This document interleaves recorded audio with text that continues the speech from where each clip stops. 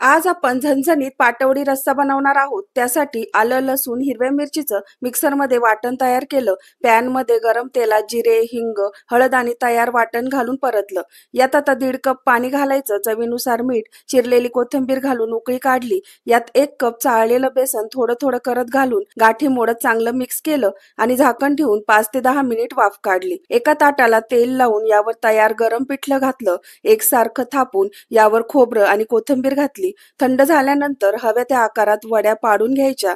तर इथे आपली पाटवडी आता तयार झालीये. तर तुम्ही बघू शकता एवढी जाडसर अशी पाटवडी आपल्याला तयार करून. आता रस्सा बनवण्यासाठी 2 मध्यम आकाराचे कांदे अशा प्रकारे फोडून नंतर गॅसवरच डायरेक्ट भाजून घेतले. आता नंतर पॅन मध्ये सुकं खोबरं लालसर रंगावर चांगलं भाजून घेतलं. आता त्याच पॅन मध्ये धने, तीळ, आलं, लसूण, खडे मसाले आणि लाल मिरच्या कच्चेपणा जाईपर्यंत भाजलं. थंड झाल्यावर मिक्सर मध्ये वाटण केलं. फोडणीसाठी 2 चमचे तेलात तमालपत्र, कढीपत्ता, जिरे, मोहरी आणि तयार वाटण घालून परतलं. नंतर यात लाल तिखट, हळद पावडर, धना पावडर, गरम मसाला घालून तेल सुटेपर्यंत परतलं.